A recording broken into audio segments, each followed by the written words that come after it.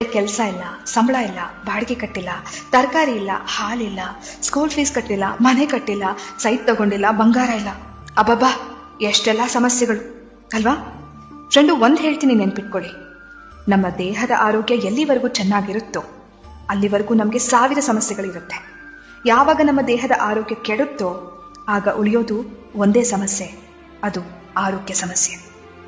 ಎಲ್ಲ ಸಮಸ್ಯೆಗಳನ್ನ ಎದುರಿಸೋಕೆ ಮೊದಲು ನಾವು ಚೆನ್ನಾಗಿರ್ಬೇಕು. ಊಟ ಇಲ್ಲದೆ, ನಿದ್ದೆ ಇಲ್ಲದೆ, ಎಲ್ಲದ್ರ ಬಗ್ಗೆ ಯೋಚನೆ ಮಾಡಿ ಆರೋಗ್ಯ ಕೆಟ್ಟಾಗ ಏನ್ ಪ್ರಯೋಜನ ಹೇಳಿ? ಇವತ್ತು ನಾವು ಚೆನ್ನಾಗಿದ್ದೀವಾ? ಕೈಕಾಲು ಚೆನ್ನಾಗಿದ್ದು ಹತ್ತೋಕೆ ಇಳಿಯೋಕೆ ಆಗ್ತಿದ್ಯಾ? ಖುಷಿ ಪಡಿ, ದೇವರಿಗೆ ಕೃತಜ್ಞತೆ ಹೇಳಿ. ಆಮೇಲೆ ನಿಧಾನವಾಗಿ ಕೂತು ಎಲ್ಲ ಸಮಸ್ಯೆ ಎದುರಿಸುವಿರಂತೆ.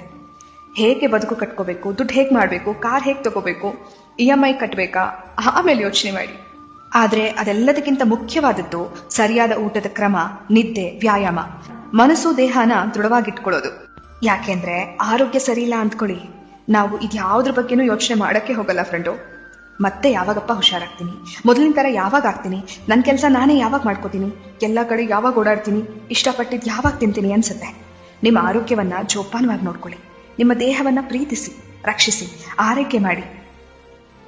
ಇವತ್ತು ನಿಮ್ಮ ನಿಯಂತ್ರಣದಲ್ಲಿರೋ ನಿಮ್ಮ ಆರೋಗ್ಯ ಎಷ್ಟು ಅಮೂಲ್ಯವಾಗಿದೆ ಎಂದು ಬೇಗ ಅರ್ಥ ಮಾಡ್ಕೊಳ್ಳಿ. ಎನ್ನ ಕಾಲೇ ಕಂಬ, ದೇಹವೇ ದೇಗುಲ, ಶಿರವೇ ಹೊನ್ನ ಕಳಶವಯ್ಯ ಎಂಬ ಬಸವಣ್ಣನವರ ವಚನದಂತೆ